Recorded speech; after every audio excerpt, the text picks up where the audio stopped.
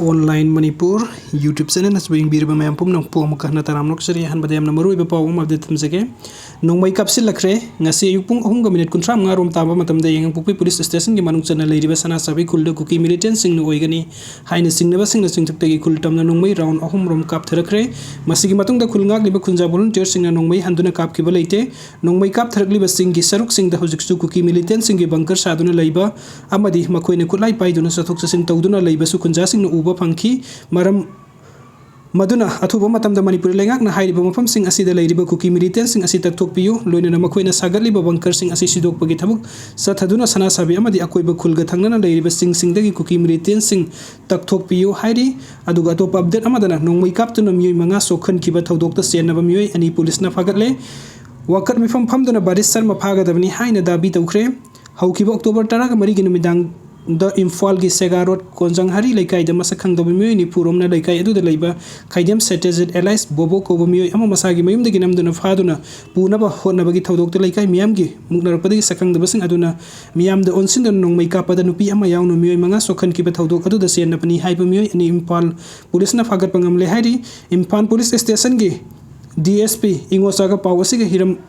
asiga mari leina wari sanaba matamda phongdor kibadi thodok adu thokraba matungda Imphal police station case ama lokhatuna thijin humjin bagi thabuk sa thabada ngarang numidang Imphal gi Brahmapur lalji lakpa lekai da Alex ningombom ko bomioi ama fagat pangamle makhatana thodok adu da chenaba miyoi singi khongul lirakpada Brahmapur lalji lakpa lekai asimakta leiba gurumayum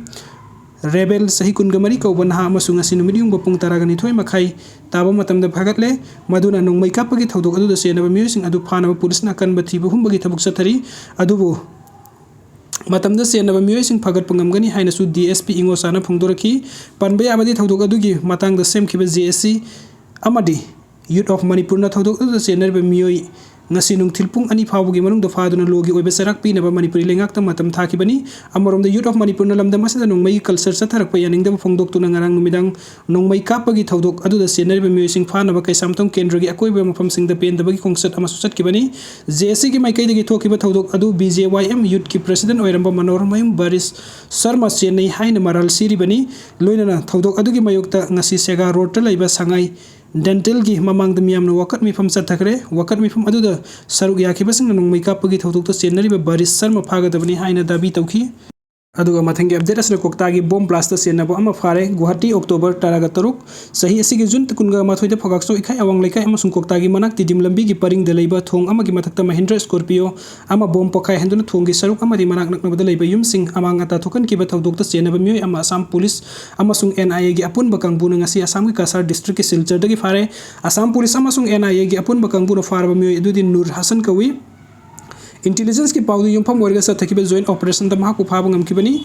bom pokhai hanbagi thodok adu da thongi saruk amang ata thokpaga loina nakna leiba yum kharsu amang ata thokhi amadi miyoi ahum asoka pan nangkibani thodok adu gi matang da Moirangi PGCI police station na case ama lokhat aba matung June kunhumdoida NIA da sinnaduna thigatpa horakibani hairi